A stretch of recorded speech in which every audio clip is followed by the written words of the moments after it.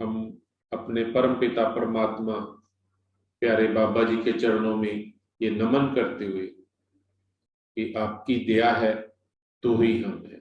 आज के शब्द सुन के बहुत बहुत अपने गुरु के प्रति सबका प्यार आप सबने देखा है, जो जिस प्यार से प्रेमी गाते हैं।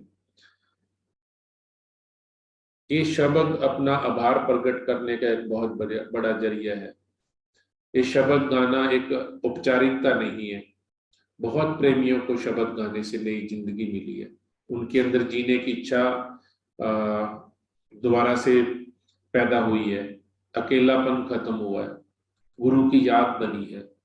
और बहुत प्रेमियों की सेहत अच्छी हुई है, जो किसी भी रूप में उनको प्रॉब्लम थी दुनियावी तौर पे। हालांकि हमारी सबके साथ हमदर्दी है। और बाबा जी हमेशा कहते रहे हैं कि गुरु अपने सेवक की मुनासिब मदद हमेशा करते हैं और कभी भी अकेला नहीं छोड़ते। लेकिन हम ही जीव, जब भी हमारे ऊपर कोई तकलीफ आती है, दुख आता है, तो सबसे पहले हम सिमरन छोड़ के, भजन सिमरन छोड़ के, गुरु की तरफ मुंह करके बैठने को छोड़ के हम दुनियावी तरीके से उसको बुरा भला कहना शुरू कर देते हैं। तो प्लीज हमें हमदर्दी उन प्रेमियों से जिन्होंने दुनियावी तौर पे इन दिनों में बुरा वक्त देखा है, जिनकी तबीयत ठीक नहीं रहती है। अपना दिल ना छोटा करें। सबसे बड़ी बात है कि आपको एक पूर्ण पुरुष परमात्मा रूप प्यारे बाबा जी से नाम मिला है। पूर्ण संत से नाम मिलना, महापुरुष से नाम मिलना कोई छोटी बात नहीं। ये जो हमारे कर्मों के हिसाब से बाबा जी कहते रहे हैं कि दुख सुख शरीर के साथ ही है, लेकिन ये हमेशा नहीं रहता। ये आता है चला जाता है। लेकिन बहादुर लोग, बहादुर प्रेमी अपने गुरु का दिया हुआ सिमरन करके इसको बहुत जल्दी पूरा कर लेते हैं। इसलिए बहुत जरूरी है आप अपना दिल छोटा ना करें। हमारे कर्मों के हिसाब से जो भी दुख तकलीफ हमें मिली है, उसको गुरु का दिया हुआ प्रसाद समझ के ज्यादा से ज्यादा सिमरन करने की कोशिश करें। आप देखेंगे कमी पूरी नहीं होती, लेकिन बाबा जी कहा करते थे कि अगर शरीर में ऑपरेशन होता है, जो अंग बाहर निकाल देते हैं, वो चमड़ी से, अंदर से, मांस से अपने आप ही मांसपेशियों से भर जाता है, शरीर खाली नहीं हो जाता। इसी तरीके से हालांकि दुनियावी तौर पे जो जीव चला जाता है, जहाँ किसी को कोई ऐसी तकलीफ है, वो पूरा नहीं हो सकता। लेकिन अगर आप दया रूपी मांसपेशियां अपने साथ रखेंगे, गुरु की दया को अपने साथ रखेंगे, तो आप पाएंगे कि वो जगह आपको लगेगा ही नहीं कि मेरा नुकसान हुआ। आप समझ जाएंगे और गुरु दया करके आपको बता देंगे कि किस वजह से ये तकलीफ आपको आई और उस गुरु ने कितनी दया करके उसका निपटारा किया है। उन्होंने किस तरीके से सूली की सूल बनाई है। आप अपने गुरु की तरफ मुंह करके बैठे। बस आपको ज्यादा विचलित होने की जरूरत नहीं है, क्योंकि आप सत्संगी हैं। मैं हमेशा सत्संगियों से जो हम आपस में मिलते रहते हैं, मैं एक वर्ड यूज करता हूं कि हम सरकारी बंदे हैं। हमारी ड्यूटी है।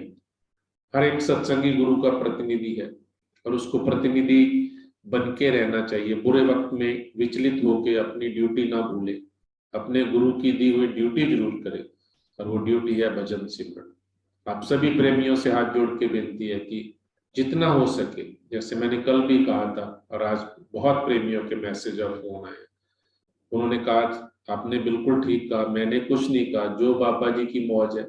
मैं कोई इतना ज्ञाता नहीं हूँ और मैं खुद दुनियादार इंसान हूँ, मेरे में हजारों कमियां हैं, लेकिन बाबा जी की बताई हुई बातें मुझे कहने में कोई हिचकिचाहट नहीं होती।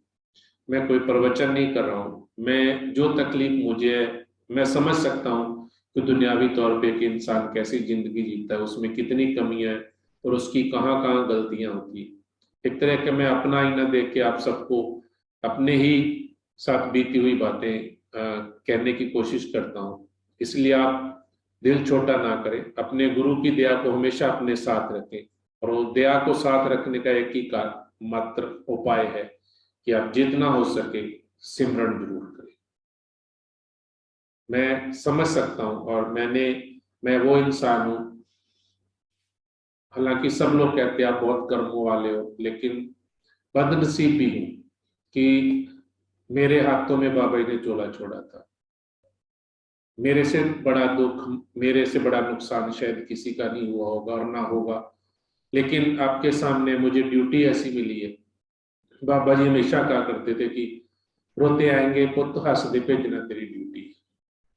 और मैं अपने गुरु की दया से, मेरे गुरु की इतनी अपार दया है कि आज तक बाबा जी की दया है कि रोते आते हैं और प्रेमी हंसते जाते हैं।